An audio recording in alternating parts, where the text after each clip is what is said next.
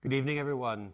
Welcome to this launch of our 6th print edition on the theme of seasons. Thank you so much for coming out and joining us to help celebrate its launch. My name is Emmanuel Vaughan-Lee. I'm the founder and executive editor of Emergence Magazine. And I'd like to begin this evening by sharing a film about light.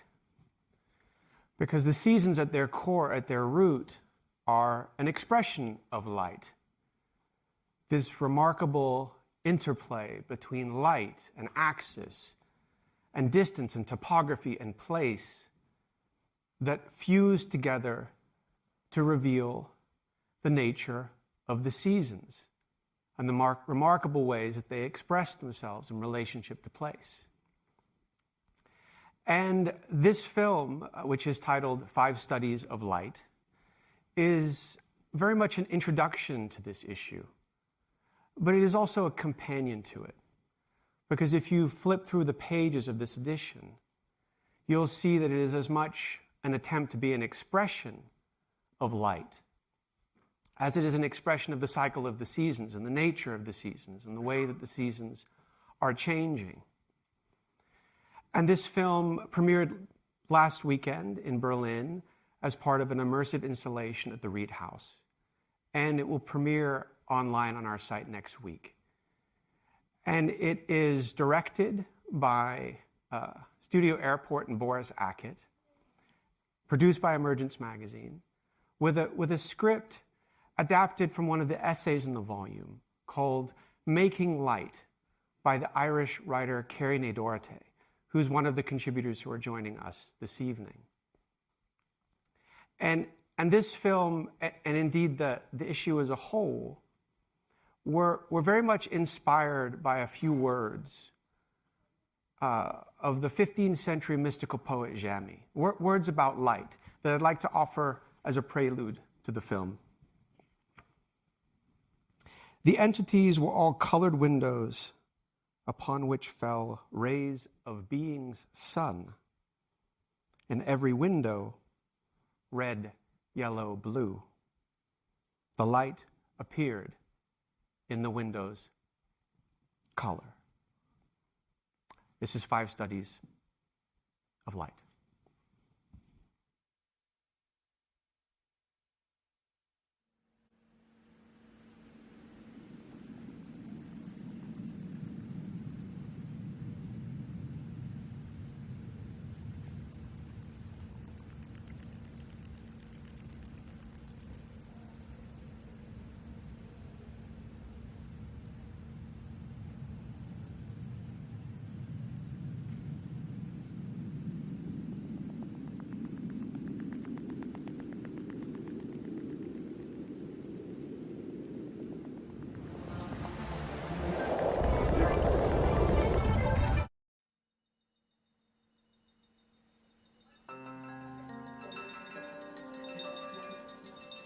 Across 5 studies on light, we explore not only the cycles of the seasons, but also the very nature of light itself.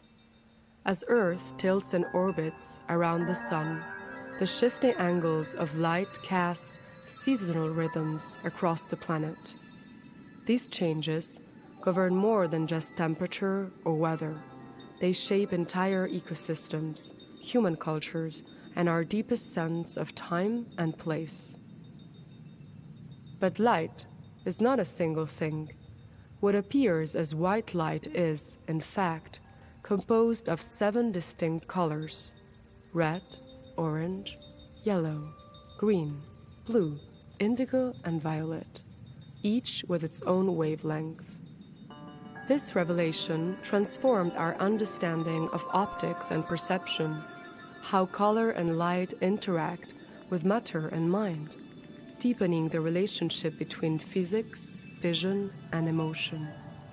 As we move through these cycles, we also encounter the very act of seeing, how light bounces, bends, diffuses, and disperses, how it creates shadows and saturates color, how the quality and angle of light at dawn differs from that at dusk, and how the absence or constancy of light can alter the human experience at its most fundamental level.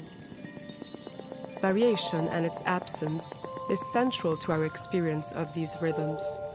The changing light of the seasons is more than a visual phenomenon. It is a cosmic metronome. Without these fluctuations, time would feel adrift, and the intricate systems built on light, ecological, emotional, spiritual, would begin to unravel. In this film, each cycle offers a different lens on light, its science, its symbolism, and its visceral felt presence in our lives.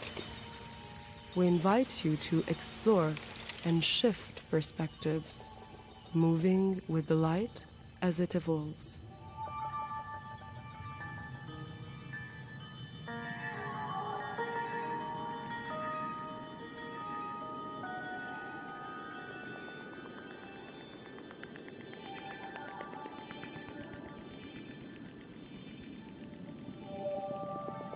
I am you.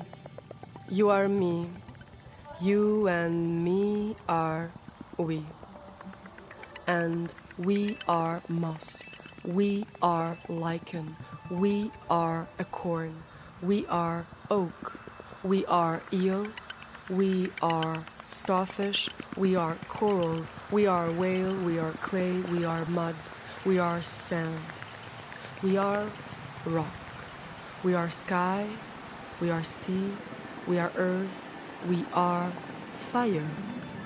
We are perpetrator. We are victim. We are them. We are us. We are starlight. We are moonlight. We are planet bright. We are hidden light. How does light work in a world held in place by darkness? How do celestial bodies move on a planet kept in orbit by violence? Look here. Look now. Look deeper. Look wider. Look like your heart and your body, and my heart and my body. Look like all of the hearts and all of the bodies depend on it. Like it all depends on your looking. And what do you see? Yes, it is bright and brightening still. Yes, despite the darkness, a soft, tender glimmer. Yes, even in the darkness, it is light. It is light. It is light. It is light. We are living through a time in which many people would have us frame the story of light as one of separation. Us here, alone in darkness.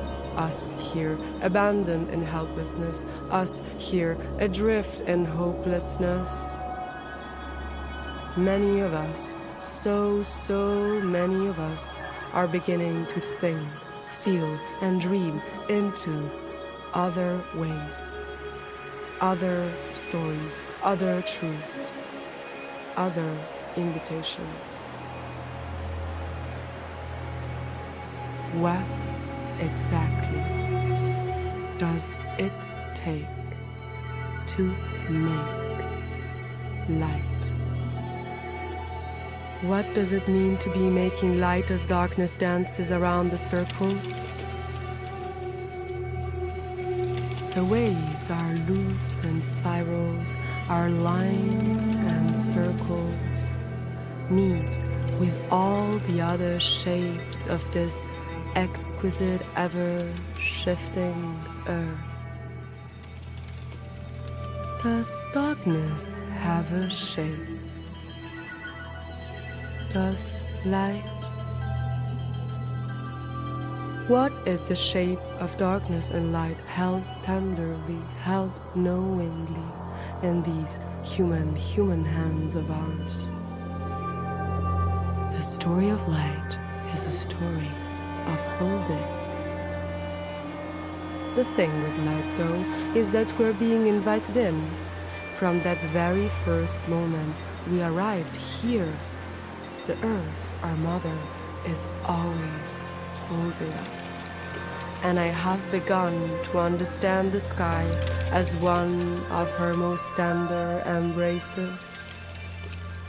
The earth is always speaking to us.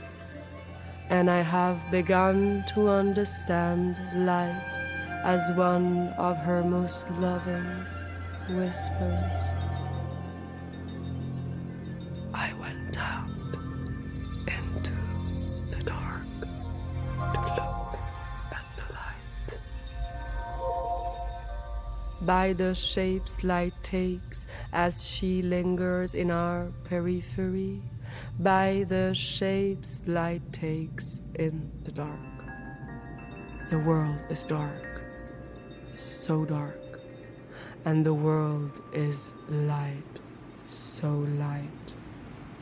And this is our invitation. The world is dark, so dark. The world is light, so light. And this is our love.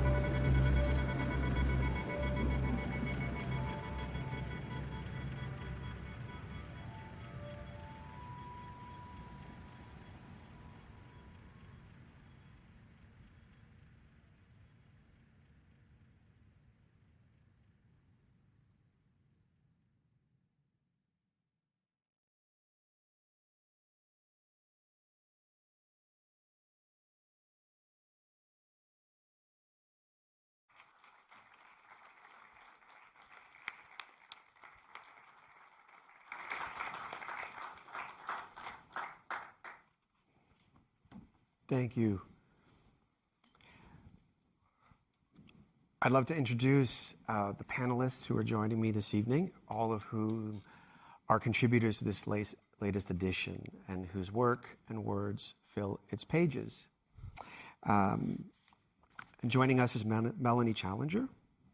Melanie is a researcher and writer on environmental history, bioethics, and philosophy of science. She is a founding member of Animals in the Room, an international collaborative working on models for representing the non-humans in decision-making. She has written the books How to Be an Animal and One Extinction, and she has previously written for Emergence on animal intelligence and communication. Welcome, Melanie. Thank you for having me. I'd like to welcome my good friend Sam Lee. Sam is a folk singer, a song collector, and a conservationist, and many of you may know him from the film that we made about him and his work with Singing with Nightingales. His albums include Ground of Its Own, The Fade in Time, Old Wow, and his latest song, Dreaming, and he is the author of The Nightingale Notes on a Songbird. Welcome.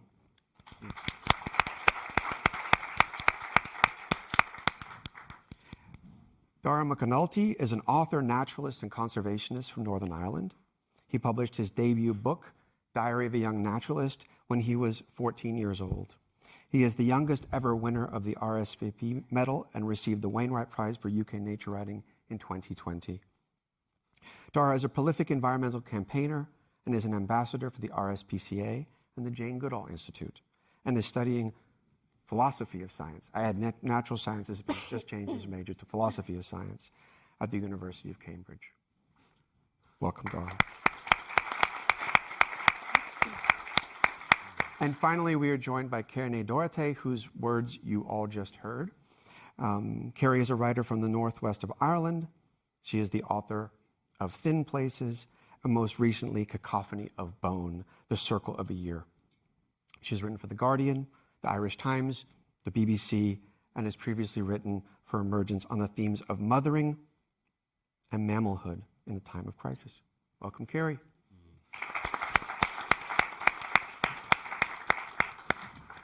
So before we begin this evening's conversation and an exploration of everyone's work and their contributions to this issue, I wanted to read the letter from the editor because it offers, hopefully, a deeper orientation into how we approach the seasons, our frame, our thinking, but also because an earlier version of this letter was sent to all of you and was sent to all of the contributors who participated in this issue, all the writers, artists, photographers, to help orient them in how we are thinking about the seasons, but most importantly, to share the questions that we wanted to ask, questions that you all responded to in your work.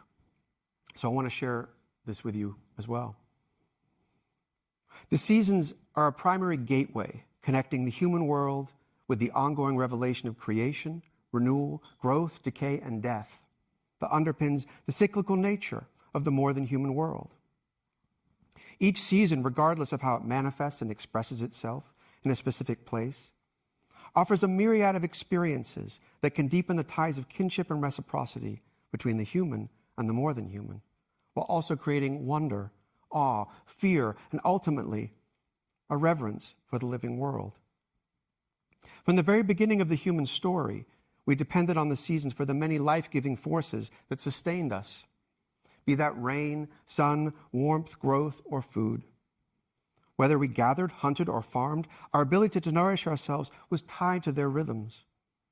Generation after generation, the seasons shaped our diverse cultures and spiritual traditions, and our many rituals and ceremonies honored the cyclical nature of creation. Just as each season has unique ways of expressing the nature of a place, each place and the cultures that emerged from it had unique ways of enacting these expressions of kinship. These offerings and ways of paying homage were expressions of reverence, helping to align us with the many of the rhythms and patterns present within the living earth. The modern world, with its mechanization, systemization, and technological prowess, has dampened our ability to live in tune with the seasons. Today, most of us have a life insulated, literally and figuratively, from the subtleties and nuances of the cyclical nature of the seasons. The many ceremonies and rituals that deepened our ties of kinship and reverence have mostly become hollow, if celebrated at all. We have imposed a simplified version of the Northern Hemisphere's seasons, spring, summer, autumn, and winter, with rigid start and end dates on the rest of the world, adding to the legacy of colonization. Like our relationship with time, we think of the seasons as something we can control, evident in the draining of our ancient aquifers, the hum of our air conditioners, and the availability of seasonal fruit year-round. And amid this reality, sustainability circles, environmental movements, and the farm-to-table food world speak of a return to the seasonal. But what does that even mean anymore? Is it simply replicating the watered-down version of the seasonal celebrations that have survived? And in a world where the birds who once marked the beginning of spring are silent, where summers are so hot crops wither and die, where the trees who have shed their leaves in the same land for millennia come autumn are moving north, where a land of snow has none in winter, what even is a season? Change is afoot, and yet amid this change the seasons still turn, albeit to a different tune. And despite our best efforts to ignore them, the gateway to kinship they offer still beckons. The seasons, in their unpredictability, in their state of flux, and in their grief, are calling to us to pay attention, to return to a space of receptivity and connection and reverence for the cycles of life they embody. If we hear their call and turn our gaze again towards them, how should we respond? How do we return to an ancient understanding of the nature of seasonality, of place, and of cycles? How do we bear witness to the death of all seasons, not just winter, now bring? What forms of celebration from the past do we keep? How do we free ourselves from the shackle of imposed seasons that were never tied to place and no longer reflect the world we live in? How should we celebrate cycles and seasons and life in a dying world? What must evolve and change, and how? These are the questions we asked our contributors to consider for this year's edition, offering them space to reflect on our evolving relationship with the seasons through the themes of requiem, invitation, and celebration. And while these themes are presented here as chapters, they unsurprisingly overlap, revealing paradoxes, contradictions, and the complexity of the times we are in. And yet, in the midst of all this, I find myself in a state of awe. For regardless of the great loss that the annual turn of the seasons reveals, the earth, in all her ever-giving abundance and grace, is constantly inviting us to return to her. This, if nothing else, is cause for celebration. Thank you. Thank you. Thank you. So I want to begin our conversation where we begin in the volume, which is this chapter of Requiem. And I want to turn to you first, Melanie, with a question about this, because you describe this so viscerally and relatably in the piece you wrote for the issue, which is called The Springing Time. Not as an abstract idea or with data about loss, but as something felt in the body, that one of the ways we have always related to the seasons and marked how they change and unfold has been by using an inherent biological intelligence within our own bodies, by using our senses and responding to them. And this meant that the seasons were as present in and as part of our bodies as they were in the more than human world. And so the seasons were this great connector between our bodies and that of the world around us. But so much of that has now changed. And I'm wondering if you could talk a bit about how you feel an embodied response to the seasons is diminished when we withdraw from that kind of sensory dialogue with them. Yeah, thank you. So in this book, the challenge I set for myself was to go back into my memory from when I first realised that spring was not when it's marked in the calendar, which was when I moved onto a narrowboat and I lived on the river. So I was no longer on land, I was no longer in my element. And I was surrounded, especially when, the light goes down and everyone sort of, the human world starts to retreat a little bit. If you're on water, it's the same when you're on a sailing boat. If you're on water, you are absolutely surrounded by other species. And so I started to notice that in February, I could see the change. I could hear the change in the spiders. I could see it in the activities of the birds on the water. And I began to realize that the animals around me and the plant life around me knew when spring was more than I did. That they knew something that I didn't know about the living world. That sort of planted a seed in my mind. And this is a long time ago now. This is like, I don't even know. I don't want to count. But it's like maybe 15, 20 years ago. Yes, before I had my children. And it planted the seed in my mind to inquire into that. How do they know? How do these living beings know? It's taken me a long time to answer that question. I spent most of my working life trying to answer that question. How do other living beings? And of course, when we ask that question, we're also asking that question about ourselves. How do we know? And so really, we can't answer that in its depth now, but ostensibly, we know because our entire bodies are wholes of meaning. They're translators. That's how life works. That's what a living entity is. We are these remarkable, open wholes that are constantly trafficking and passing signals from the world into us. And what is so incredible about life and our bodies and the living body is that you translate that into meaning and change. We are never the same thing. You will have gone on a walk today. Your body will have been, regardless of what your mind was doing, your body will have been listening, responding, and absorbing everything that you know, the wind on the surface of you, the scents, the chemicals in the air. They'll have come into your body, and with the power of a lightning storm every second, your body will have been translating that into an internal physical change. So we hold the seasons, we hold knowledge inside our bodies, and we transform moment by moment. And on the one hand, that's, you know, the danger we have now is that we are so muffled and we hold ourselves in artificial environments that we're not allowing our bodies to have that kind of immediacy of knowledge and transformation with the living world. But the positive of this is that it's always there. It's fundamental to what it is to be a living being. And it's instantaneous. So if we shift our habits, so will meaning shift with us. So there's celebration in that as much as there is requiem. Thank you, Melanie. Sam, in your work as a folk singer, as an artist, you've cultivated a deep personal connection to one of England's most beloved expressions of spring, which is the nightingale and their song. But the presence of this bird each spring is waning, and the nightingale is predicted to disappear from this land within 50 years. And I know you feel the weight of this imminent loss profoundly. And yet, in the face of this grief, you return again and again each spring to sing with the nightingale, to live there for those weeks in the woods. Can you talk a bit about this relationship between love and grief in your bond with the nightingale that speaks to the paradox present in this moment of requiem? It's funny, is asking that question at the point as we tip into the time of darkness to envision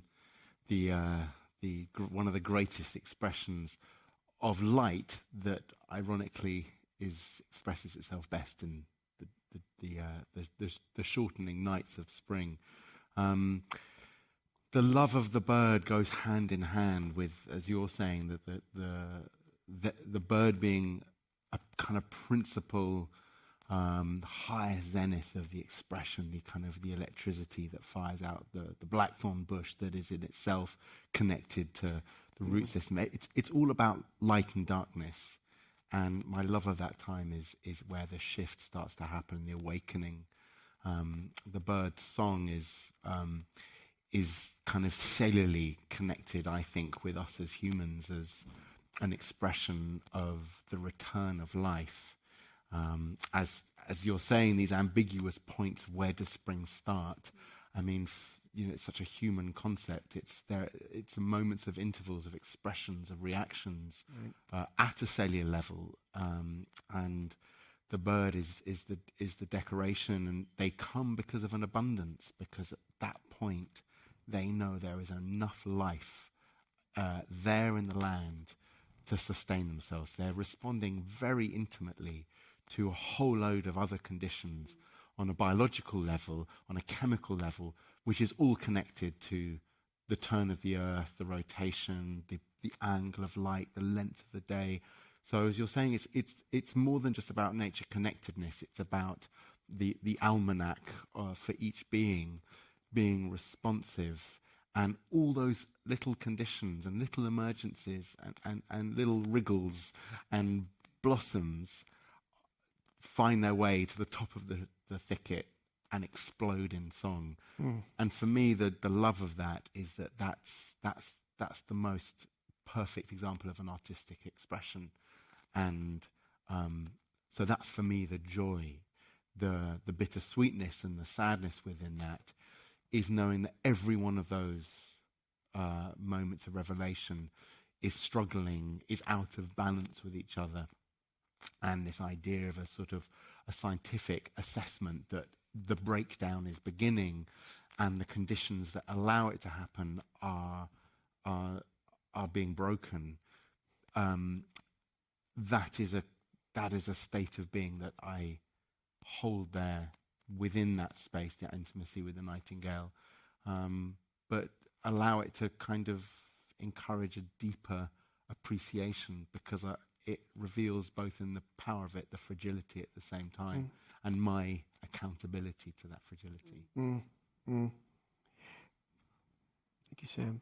Kerri, we asked you to write about light for this edition, and we just heard some of your very poignant words about light and about darkness in the film. And your piece is really an evocation of the interplay between lightness and darkness in our moment, which is increasingly being characterized as a dark time of growing violence, of divisiveness, of ecological destruction. And in relation to the seasons, we're in a time where we're fundamentally altering this form and expression as we warm the planet. And you ask in your essay, how can we hold this? How do we hold everything at once through this grief? How do we hold anything at all in this dark? So I guess I want you to answer the questions that you ask. How do we hold this duality of light and dark in this moment? Such a beautiful question. Thank you. That's your question. I think we ask more questions to answer our questions through question. So I feel like increasingly we have late stage capitalism where we're at with how imbalanced things are globally and how sort of set against one another we are. We've kind of been fed this idea of light and dark, or spring and autumn, or northern hemisphere, southern hemisphere, perpetrator, victim. And I feel like an interesting thing is happening. I don't know if any of you have noticed this, if it's just where we're at now. But as I say in the essay, many of us are choosing a different way.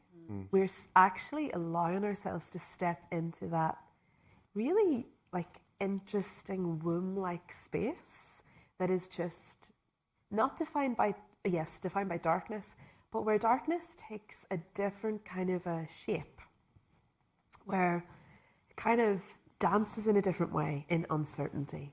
And darkness can be quite a nourishing, healing, sustaining, enlightening creature.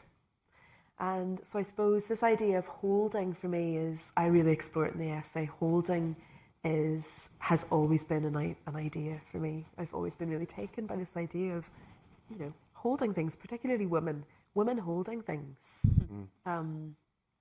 And I suppose increasingly we begin to understand that what we're seeing is things being taken away more and more. There's an inability to hold things close. And that looks like people being forced to work too many hours because landlords are charging too much money, or it looks like people having to do additional work and just keeping their home safe from encroaching climate emergency, or in some countries, people being forced into sending their children into childcare far too early for them. And this idea of holding is really core for being, like, we have hands for a reason.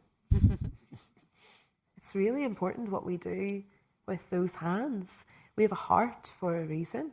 It's there for a really good reason. And I feel like maybe what we're moving towards is a more childlike, we were talking earlier about science and the childlike inquisitiveness that would have initially defined what we would call science now. And I feel like really genuine, just for a second, okay, just for a moment, just if everyone could close their eyes or soften their gaze just for like 1 second, and just with your right hand, just hold your left hand whatever way feels comfortable to you, and just like hold it, and maybe you can move your hand around a bit, but don't let it go, and then swap it over where your left hand is holding your right hand. Just like hold it. And I mean, there's something really that they're your hands, and they can do really beautiful, powerful things no matter what we're told. So yeah, I'm not sure if I answered the question. Thank you, Kerri. But I'm Irish. I'm actually from Derry, and that's what we do. We just meander, and the Irish in Ireland, everything is cyclical. Everything is a circle. Our songs are circular songs. Our stories are circular stories. Our homes are generally begun as being circular. So yeah, we'll meander, but we'll come back. Thank you, Kerri. Dara, the piece you wrote for the issue, which is called A Thread of Belonging, feels like an ode to the seasonal moments that hold meaning and memories for you. Yeah. Like welcoming the cuckoo's call on spring walks with your family, or picking blackberries at the height of summer. And in the context of a requiem, the essay is really a heartfelt praise of all that continues to flourish within the seasons. It rejoices at that which has not disappeared, but that which still returns. And I'm interested to hear you talk about approaching the lost present within the seasons from a place of honoring what returns, and how while there is work intending to what is disappearing, there is also work to be done in noticing the beauty that remains. Yeah, and I think the beginning place that I took is that the seasons that exist, these circular motions, are constructed by humans. They're also constructed by individual humans, by our memory, by the moments that happen in our lives. All of us have our individual little cycles.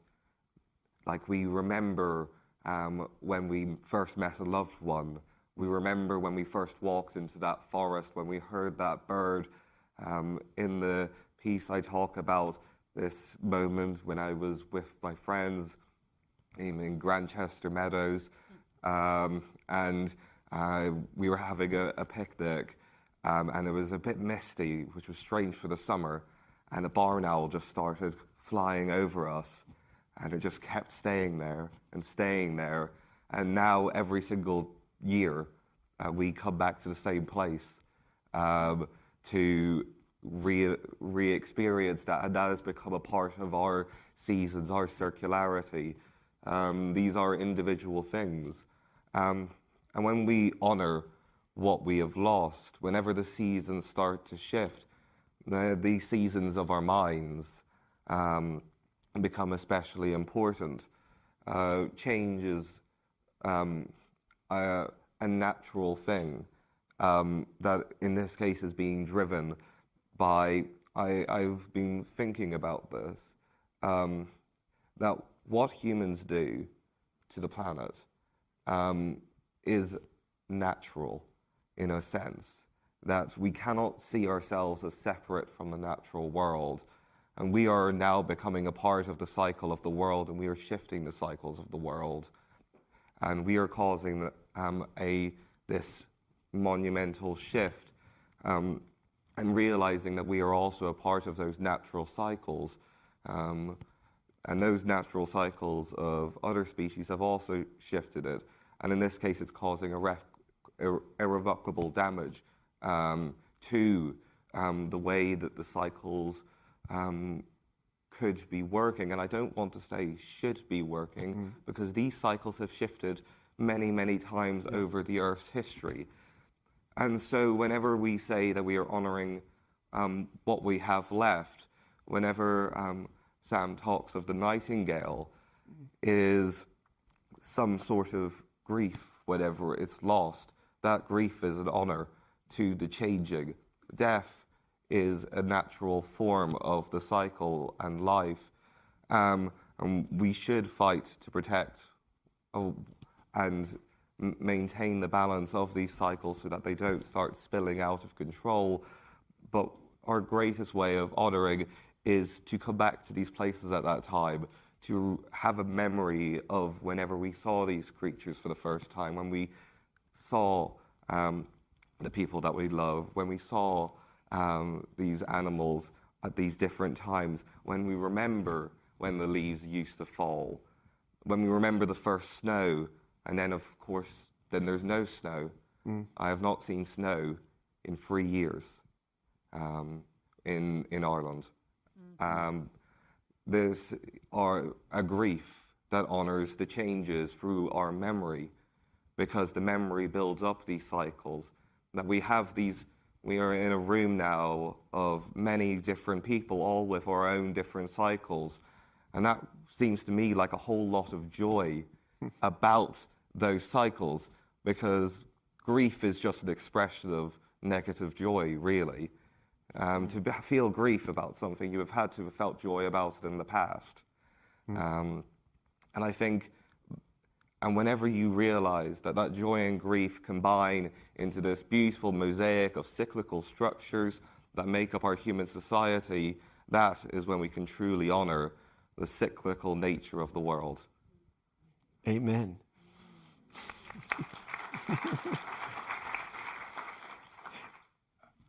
I think we've already jumped in there, but I want to move more directly into this theme of invitation, which is a section of this edition.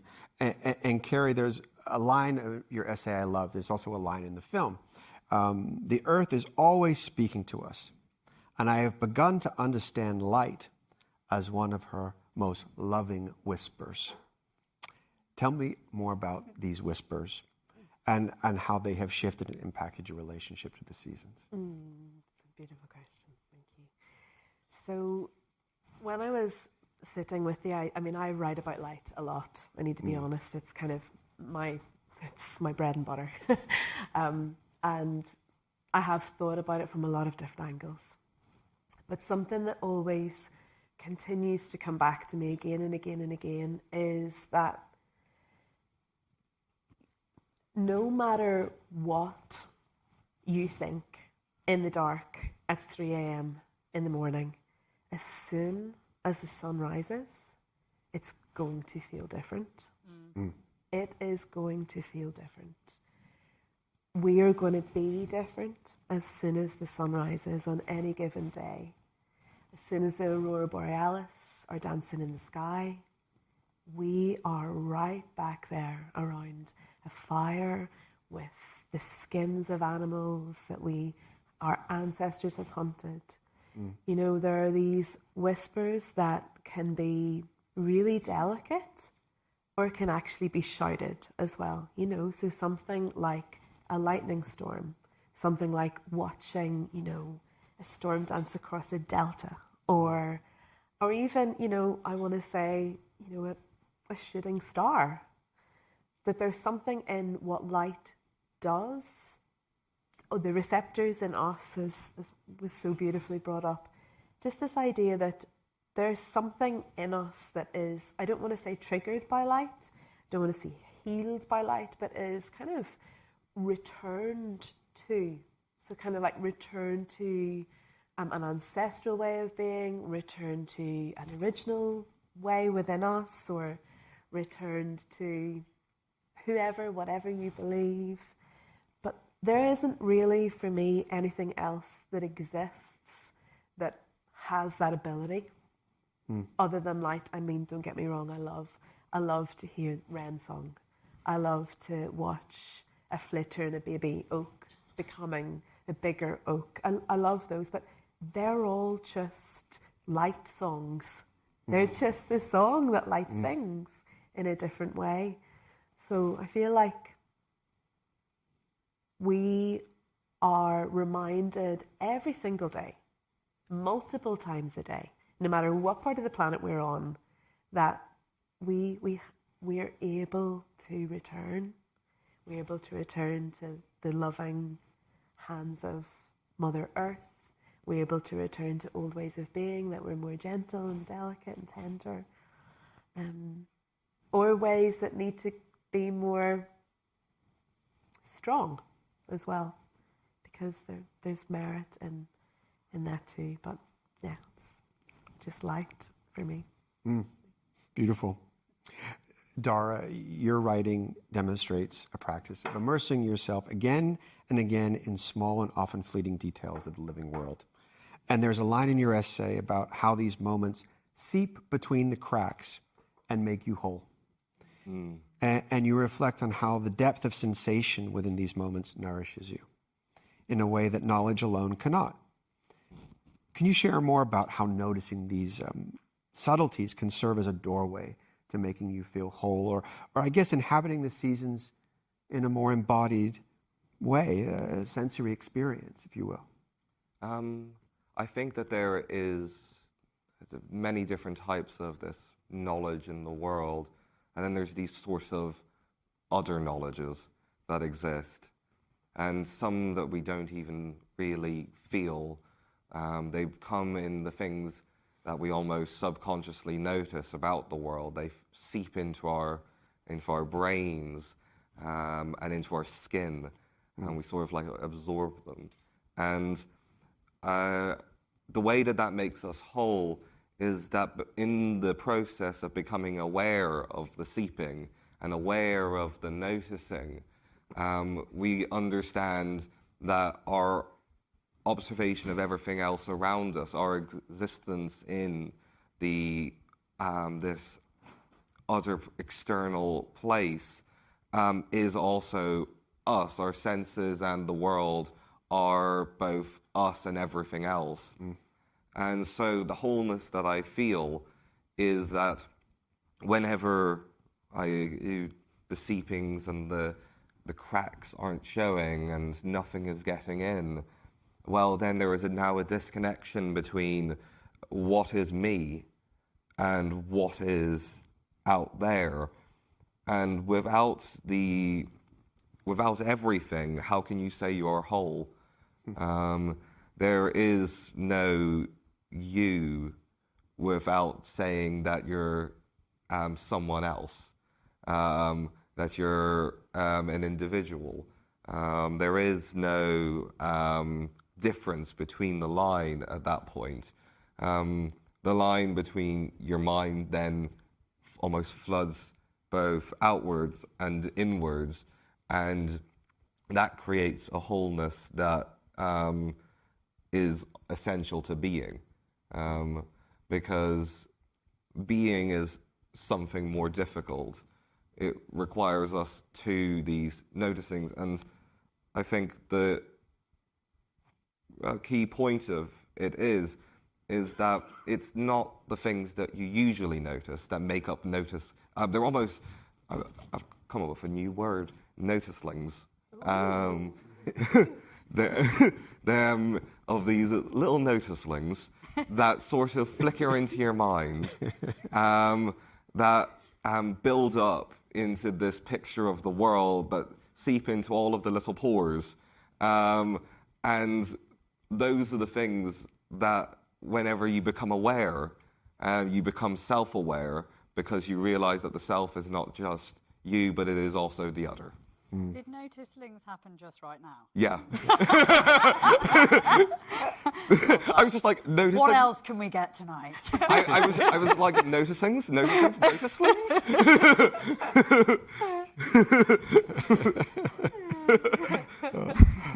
Melanie, your piece speaks to the fact that we can no longer pretend we are impervious to the seasons. And that as they grow more erratic and unpredictable, our culture should be more sensitive to our biological reality, which at its core is that we are completely reliant on the earth for survival. How do you think the seasons can be a gateway to bringing these two worlds, the cultural and the biological, back together? It's not even. I'm sorry. I'm still on noticelings, but I'll try and give myself back. It's not even that. How can they? They will. You know, we can't.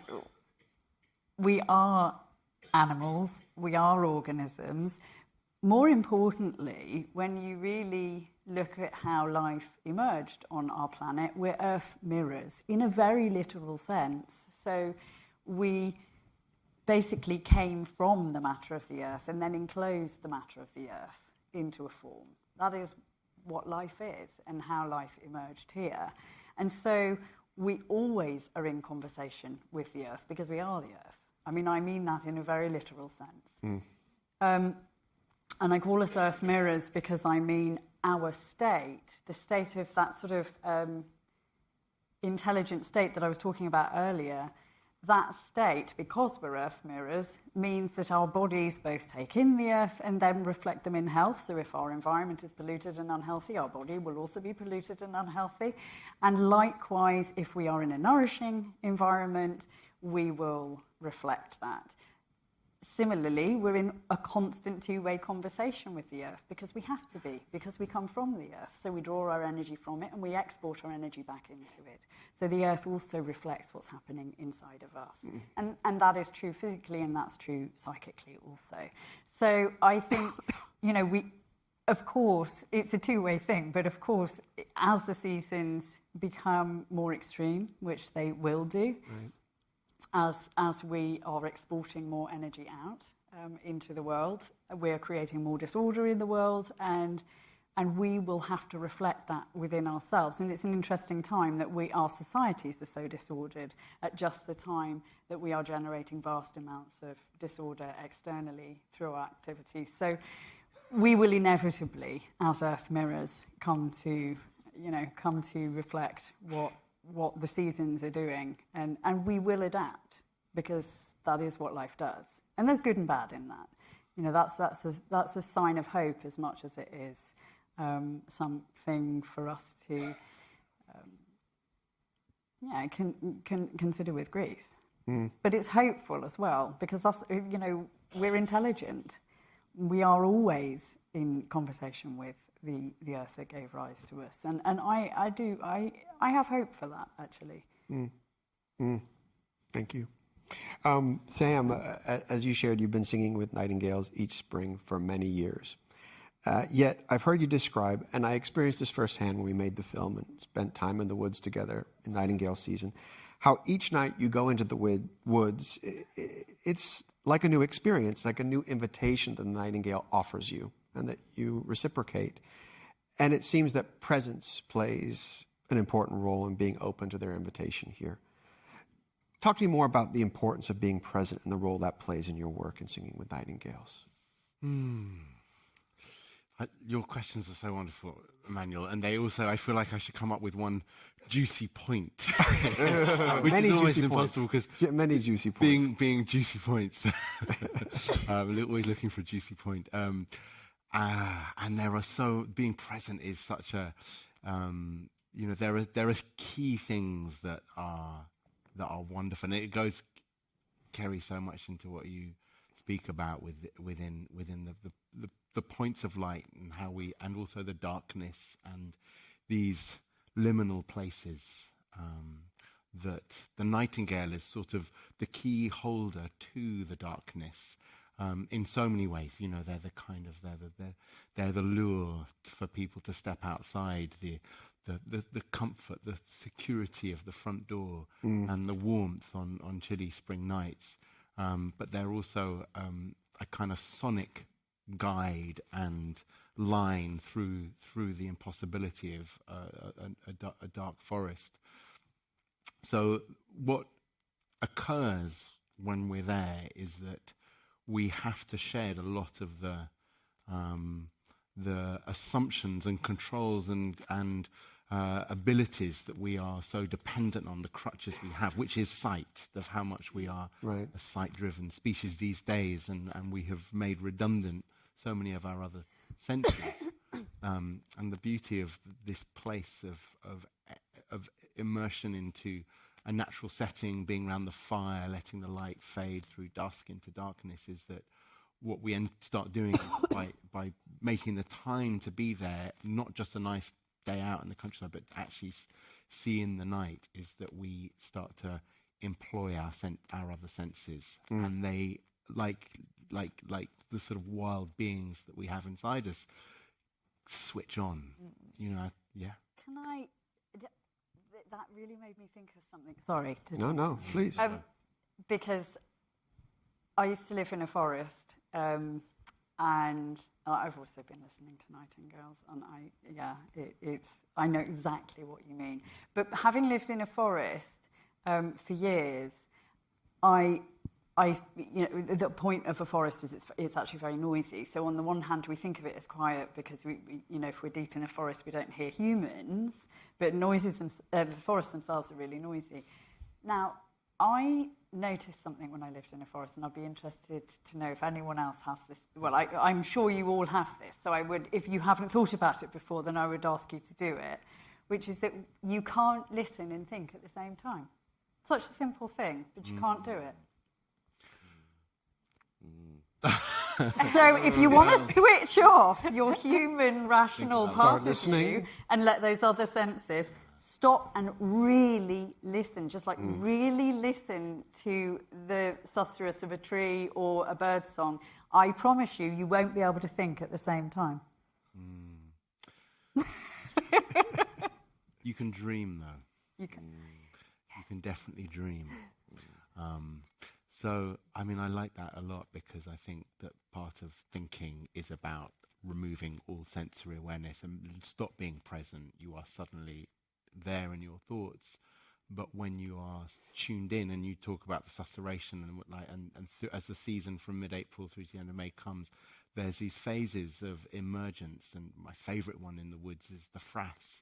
It's when the caterpillars blossom, an extraordinary moment where you get the rain of caterpillar confetti and all sorts of other things, and caterpillars themselves, and it's like walking through a dripping woodland, and these are sensations start to attune you. And it's actually, you're absolutely right, when you step away from the thinking part of the brain and the feeling part of the body, you're feeling the ground, you're sensing through your nose the aroma of the exhalation of trees and the aromatics and the pollens and all the things that are communicating. You suddenly become the forest. Yeah. And the nightingale themselves is, as you know, a distant sound that you're listening so hard for. It calls in such a sense of precision that we all have and so rarely practice, that we do become present. But I think what we become is vibrational. And I think we start to feel ourselves and our hearts and those things where you're listening so hard that you have to still your breath, so that your own exhaling doesn't block your sense, the way you walk, the way you soften, so that you're making less noise. It's all these things that are about being present and actually stilling ourselves so that we become more tree-like. Yeah. Well, I think that's a good place to move into speaking about celebration, this way that the sensory experience that we all have inside of us can open us to experience this abundance, like the caterpillars and the raining down of the forest. And Dara, I want to talk to you about joy. And it's interesting that you just described grief as negative joy, which I hadn't heard that term before, but it's quite poignant. And you've been really writing about this for a long time, since you were very young. And you've described the natural world as your entire joy. And you've talked about there being a way to keep our relationship with the living world rooted in joy, regardless of what's happening in the midst of ecocide, destruction. How do you manage the joy of emerging with the abundant expression of celebration present in the seasons, with your awareness of where we are headed, and just how unstable our sense of what a season even is will mean in the future?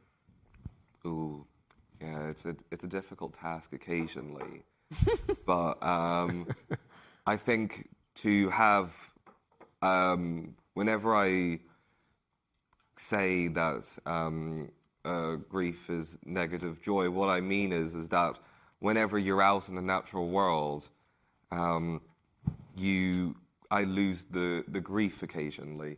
I can see the constancy. I can see the place that I love so deeply. I know lingering under the surface there is horrendous things going on, but whenever I become whole with the natural world, as I was mentioning there, then the grief slips out of the brain because it's now intermingled with everything else. And now I have the joy that is just racing in now. And I think also there is a joy that I think is necessary. Because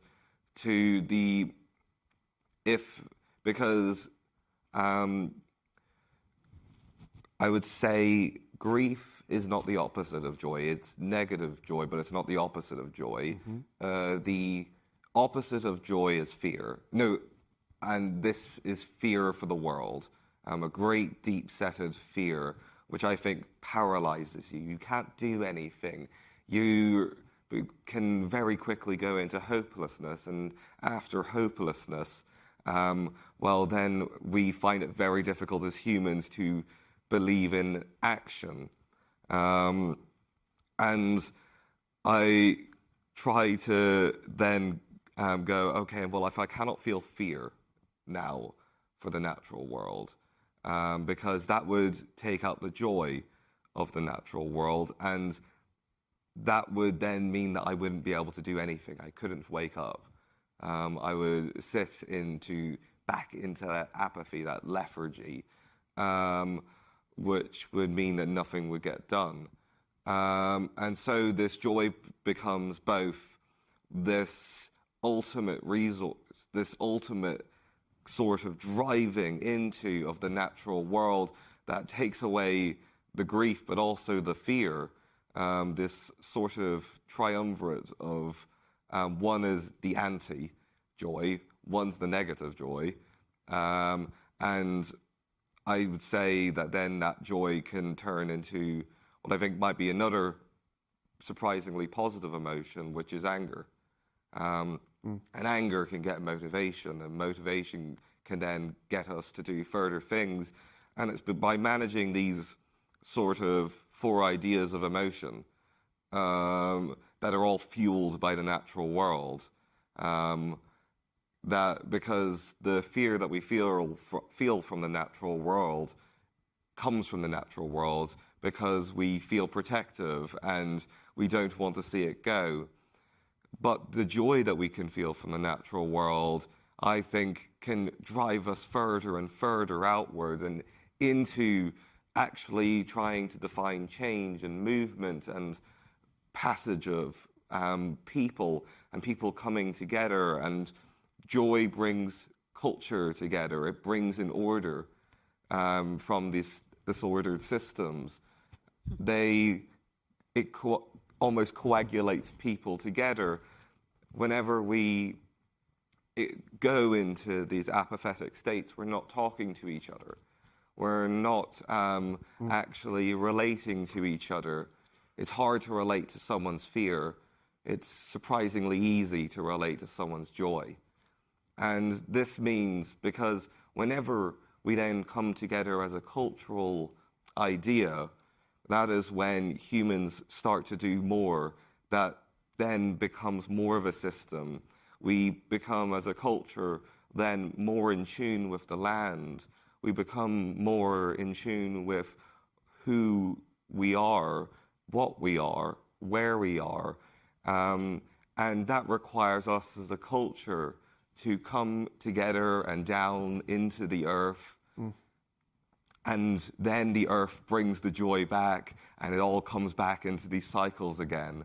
And that is where my joy comes from, is knowing that the natural world is this constant process of cycling emotion in and out of our brains.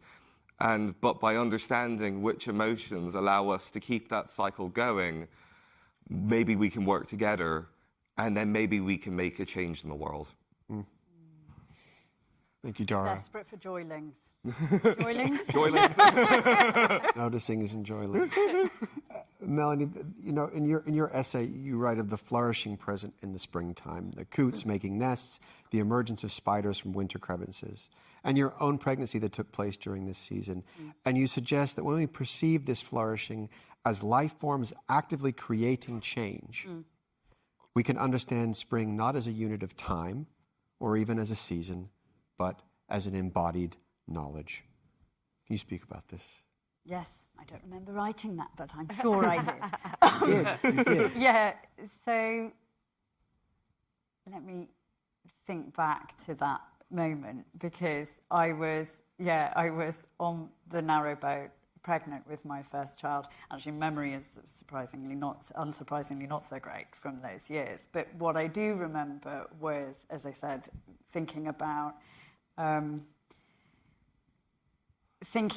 mean, when you're pregnant anyway, your kind of knowledge of self starts to shift, because there's more than one self at large within your form. So you're questioning, and also you're so desperate for knowledge when you're pregnant for the first time, because you want to be in control of this thing that you're not in fact in control of.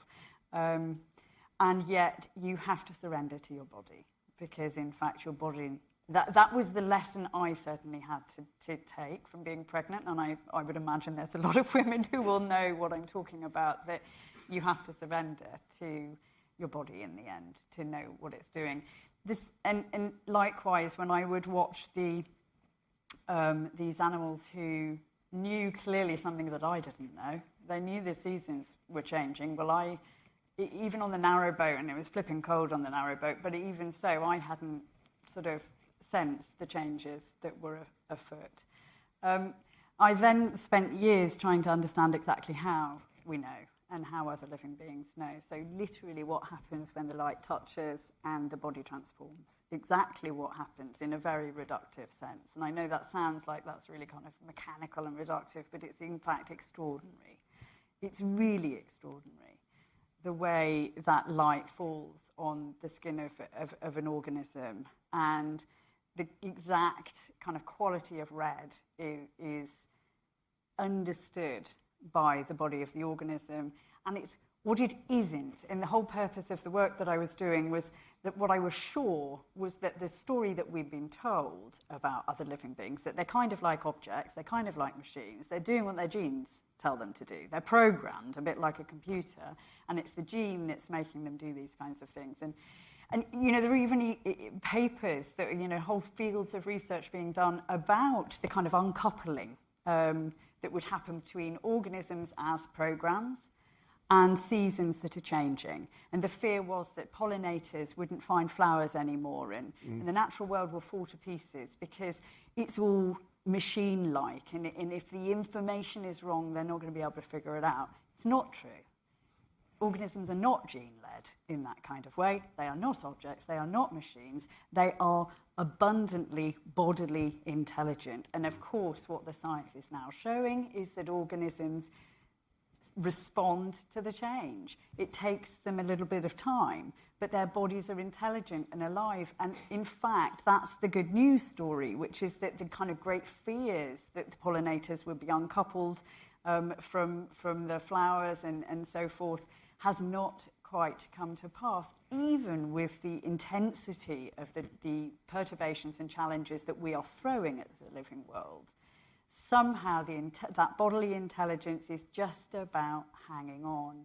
And that's the big sort of good news story for me, I think. And there's hope in that for us. We're slower, sadly, because our minds get in the way. If we just listened with our bodies, we would find that they were much more likely to lead us down the right path. but we are deeply cognitive organisms. And so our cultures, our politics, our ideas, our misconceptions, our false ideas get in the way a little bit to being able to have a sort of really truly intelligent, sort of embodied intelligent response to a changing world. But the other living beings are ahead of us. They're stealing the march on us in that regard. Thank you, Melanie. This edition includes a conversation I had with you, Sam. And this was actually back in COVID. But the conversation and Sam's work felt so pertinent to this issue that we included it. And in this conversation, you talk about how the nightingale is an unlocker of hearts. How its song has a certain ability to bring someone completely into an experience of intimacy with the living world. And in the world that we live in, this modern world, we sometimes have to work quite hard to have a palpable experience of connection with nature. But there are often gifts in each season that are present, the song of the nightingale being one, the eruption of blossoms in springtime, the fullness of a harvest moon in autumn, the darkness of the transitionary moment that we're in, that can find the cracks in the system, so to speak, and have the power to bring us into a state of communion with the living world. And I guess this question relates to the one I asked you about presence. How you feel we can remain attentive to these gifts that hold the promise of communion within them. By showing up. By showing up. There's lots of ways to answer that. We're sitting here in this kind of wonderful crux as Samhain takes hold. Tomorrow is All Souls Day, which I feel is one of the most beautiful moments in the calendar. It's the time where the ancestors are their closest point. It's the kind of zenith of that proximity. There's, as Kerri said, the veil is thin. The kind of sense of listen. I feel very much that might refer a lot towards, and I feel something that particularly this Samhain. This has been an abundant year, a masked year of everything. I've never seen more blackberries, more service berries, more, apples on trees. We have a lot of thanks to give. And tomorrow is the day that we should be doing it most of all, to be saying, it's a communion, the ancestors, you look after them, they look after us, as you're saying, Dara. So the showing up, the saying thank you is very important.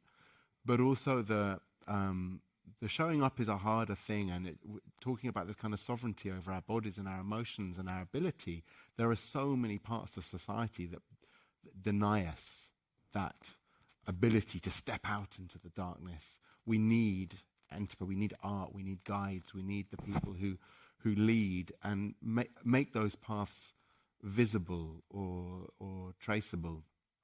And there's something that happened to me a few days ago that was a story that I will share, and it goes in with that sense of joy in the dark times, in this kind of in the grief and the awareness and the feeling of impossibility of survival of life. How do we stay present in that, and what is it to be in a sort of this place of saying farewell, the kind of the nursing out of existence species like nightingales and others, the saying goodbye, the hospicing is the word I'm looking for. That I have to think of it like, God, when I'm on my deathbed, do I want everybody standing around being really glum and sad? And no, I want joy and party and singing and dancing and laughing and telling the good stories.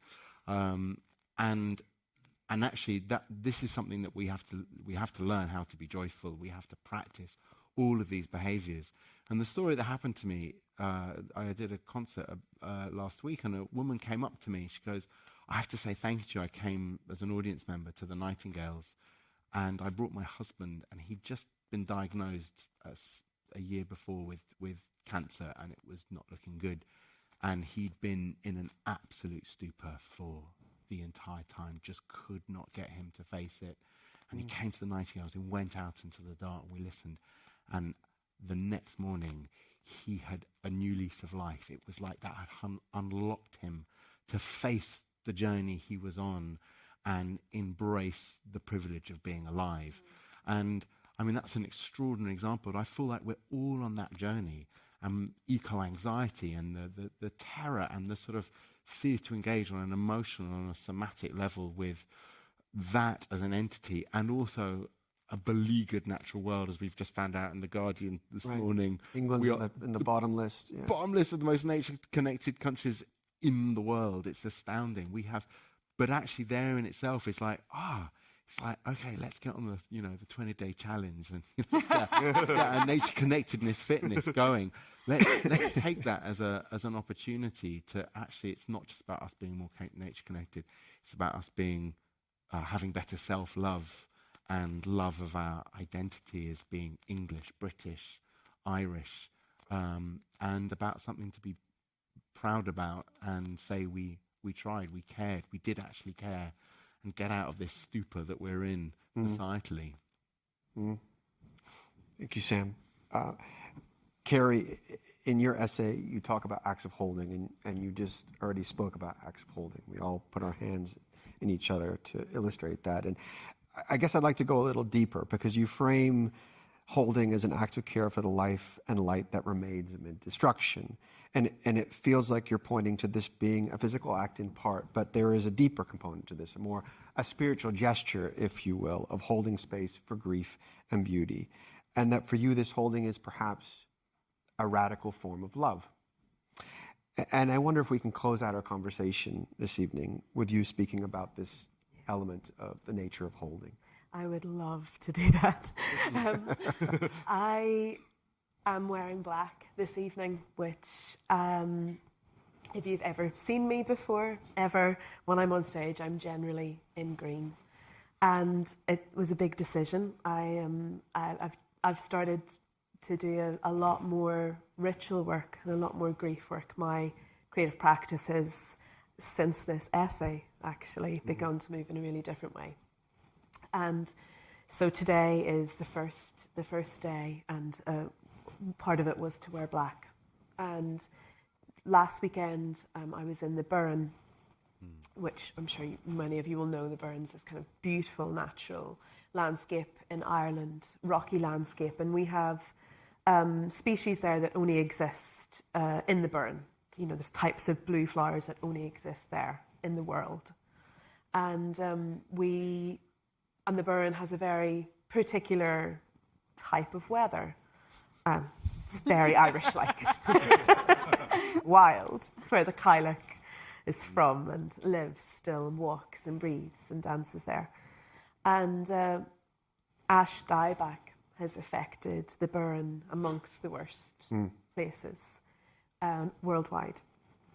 And we got together and there was an Irish wake for the ash tree in the Burren, a ritual where we came together and remembered the ash and planted and spoke science and heard about resilient ash, and we took some keys away and we blessed with water and with old ways. We called on the ancestors.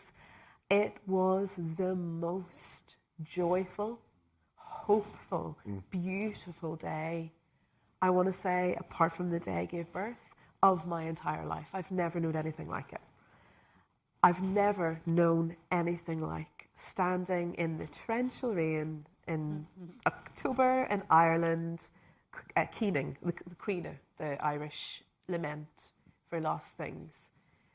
And increasingly I'm beginning to understand, the more I do grief work, the more I work with grief, personal grief, human grief, ecological grief, ancestral grief, nation grief, the more I understand that as soon as we were kind of forced into, through shame, particularly colonial shame in a lot of instances, to silence in our grief, it took a different turn, and we've really lost something that connected us to one another, to gathering, to giving, to letting go and making space, and to kind of re-knowing. And so what I would say is that when we holding for me is really like kind of the 3 Gs. So we've got gathering, which we're doing now, and we're gathered here because we love. and because we're grieving. And then in that gathering, we give to each other wholeheartedly, wholehandedly, give our full ears to listen to each other. And then what happens then is that we enter into proper relationship with both holding the grief, holding the joy, holding the beauty. We're entered back into deep relationship with ourselves. We've given to one another. We give back to ourselves. And then we really are able, through that gathering, through that grieving, we're really, really able to give.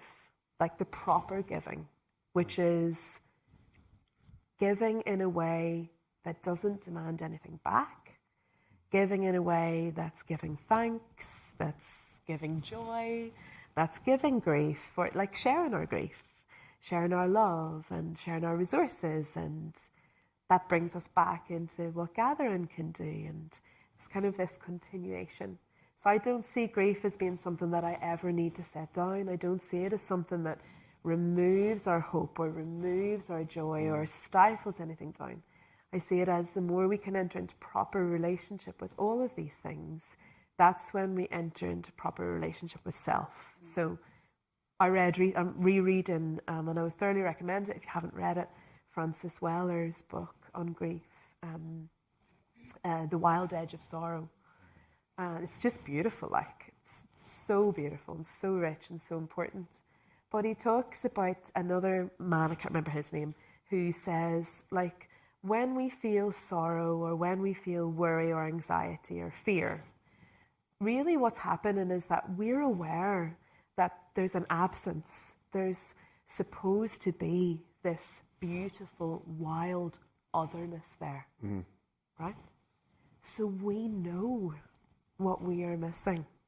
We know that we have a hole that's the perfect size inside us for that wild, beautiful other that I can tell you exists, and you know it exists across this planet. It's not really missing. We just need a little bit of space, time, togetherness, and support. We need held. We need to hold each other so that that wild, beautiful otherness feels comfortable enough to step back towards us. Anybody have something to add to that as we close out that beautiful, beautiful offering? I might ask if we have time for a little song that I. Yes!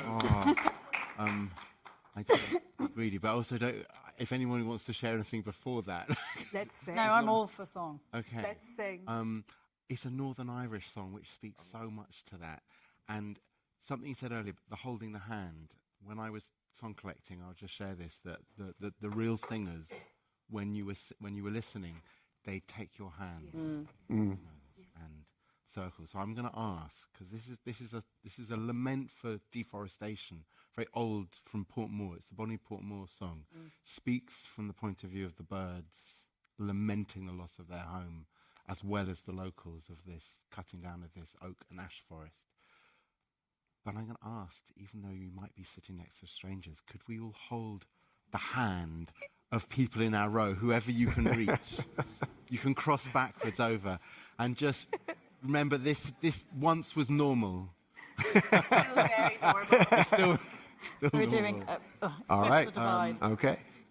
And just that kind of this time of connection. So this is the Bonnie Portmore, and the ornament tree was the ancient oak, very ancient oak at the centre of the forest. It's the holder of all the stories and songs, and was felled. So this is about the Portmore. Oh, Bonnie Portmore, I am sorry for to see the woeful destruction of your ornament tree.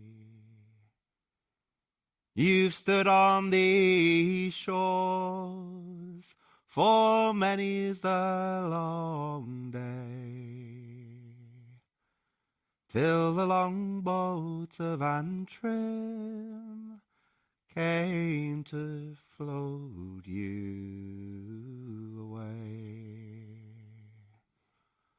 Oh, bonny Portmore, you shine where you stand, and the more I think on you, the more I think long.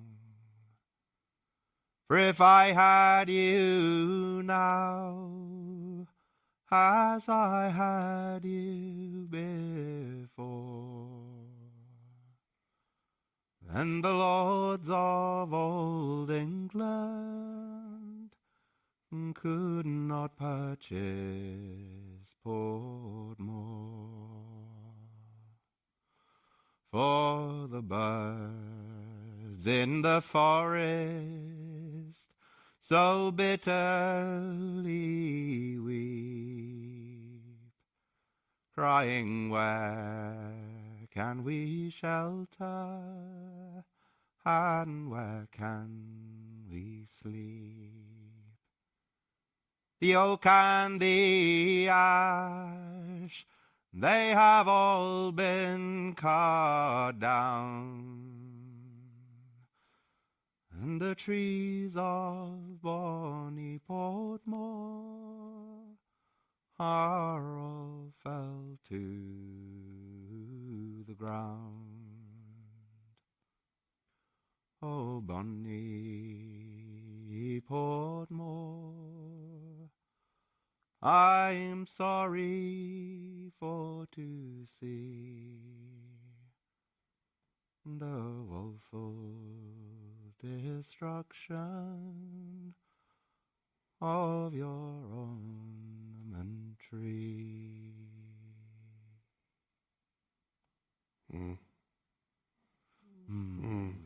Sinead. Thank you, Sam.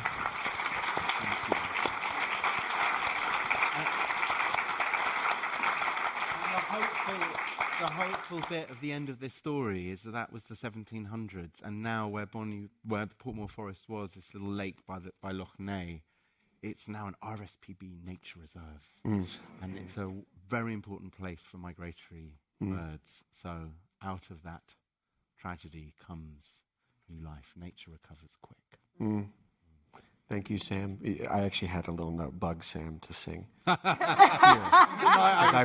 done enough of these things with you, so if you don't do it yourself, a little prompting will get you there. So thank you so much for that offering.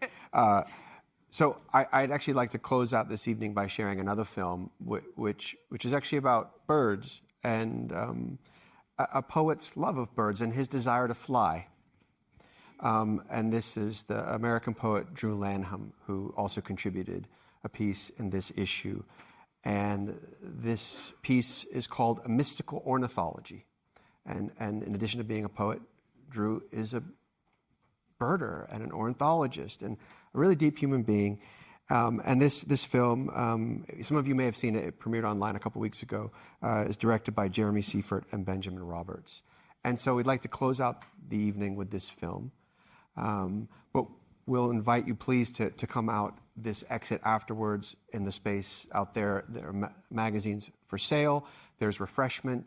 And I please encourage you to stick around, and so we could all be in conversation and continue what unfolded in this room out there.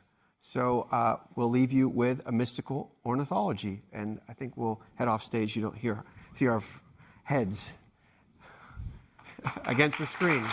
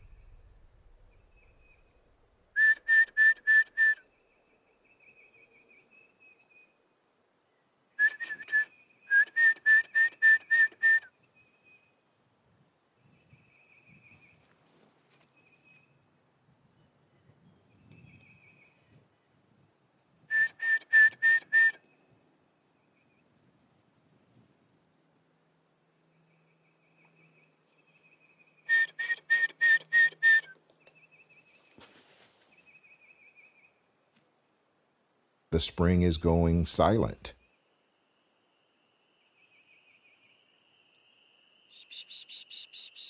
It feels like the light going out.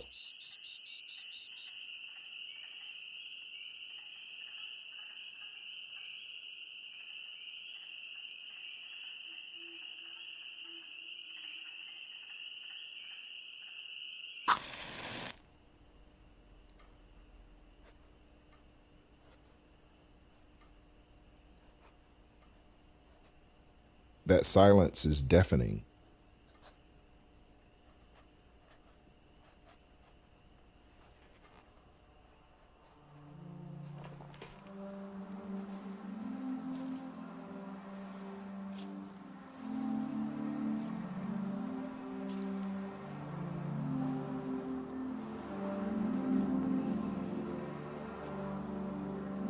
You don't miss the water until the well runs dry.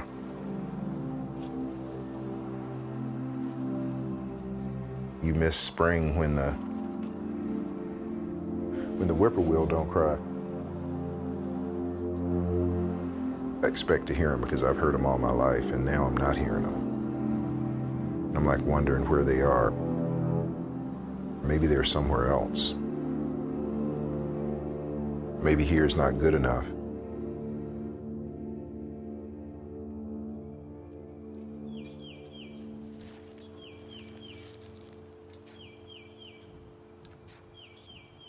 I remember after my father died, I was only 15. I started trying to write memories of what I knew was disappearing. As if I was going to capture that life that we had lived and maybe uncover things that you thought you'd lost. And I spent a lot of time trying to be a bird. I still have dreams of being a bird. I call myself failed Icarus. You know, the writing allows me to put myself in a space where I can imagine being a bird. And so it's a sort of flying that I do now. You know, that's a worthy barter, I think, for a boy who thought he could be a bird to being a man who maybe occasionally has conversations with them. I like to think about the backyard and the farm as sort of an underground railroad where they can come, they can be safe, they can refuel. And then on some evening when it's time again for them to make their way north, they can look at the drinking gourd, they can look at the star compass, and they can go to the next safe space. I want to be that person who gives safe space to those migrants.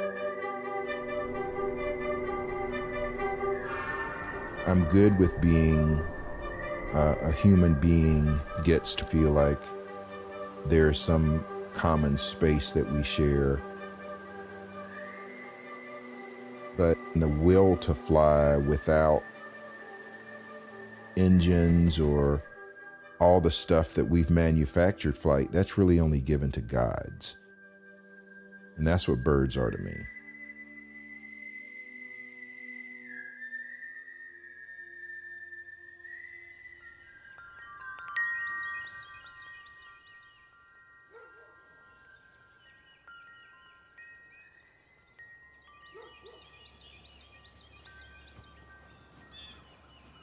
Hey, Blue Jay. Blue Jays. Yellow-throated warbler song falling down from the trees.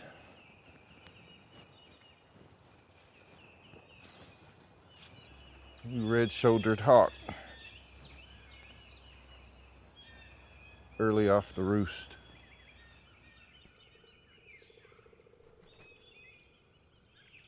I feel like, you know, at some point that birds are sharing themselves with me intentionally. When I feel like that, you know, it's just this gratitude.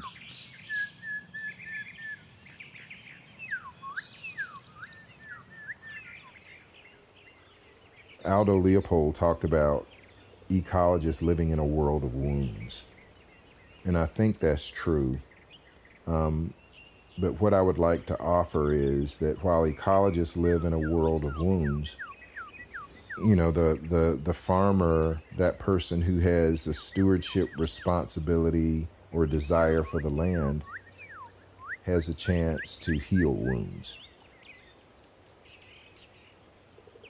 Maybe part of that is putting notes on the wind, putting wishes in the air, and maybe that helps bring them to this place. Or at least they feel like, you know, maybe there's some beacon. It's going up from places where people wish birds well, and they know that. And then they can find respite, refuge, whatever, to continue the journey.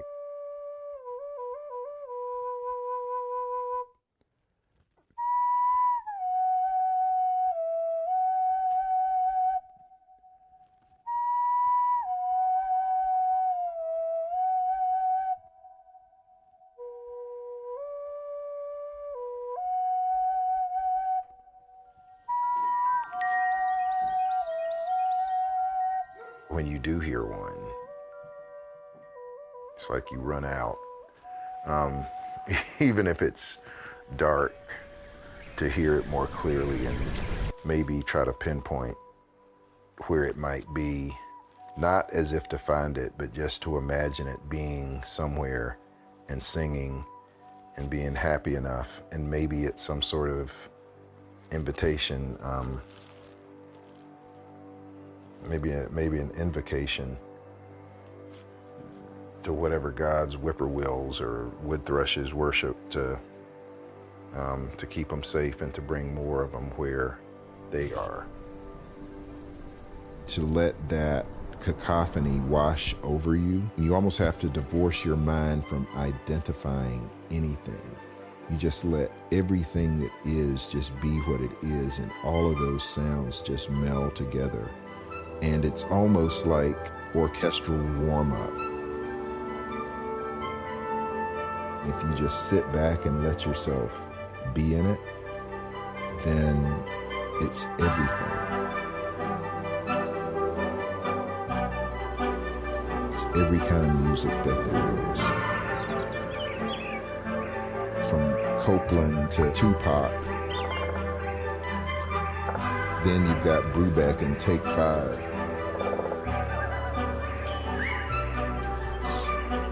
I can go from symphonic to jazz to rap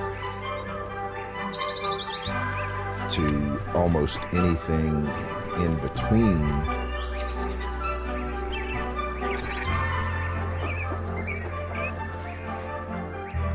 My ornithologist peers are not going to accept my sort of anthropomorphization of birds, of giving them human qualities. But I don't see myself so much as giving the birds human qualities as me taking on bird qualities.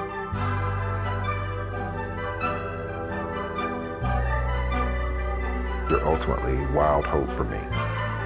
And if I can be invested in that, and help others be invested in it, then birds stand a chance. And if birds stand a chance, I feel like we stand some sort of chance. It's about being in relationship and having some sort of kinship with them.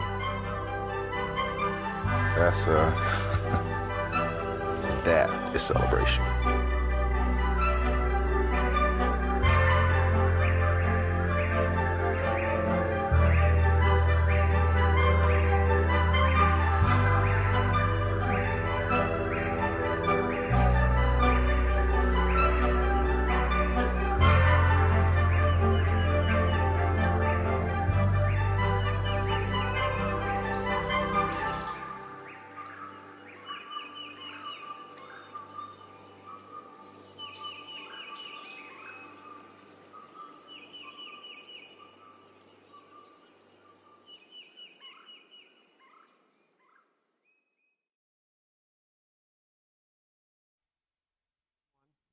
for coming.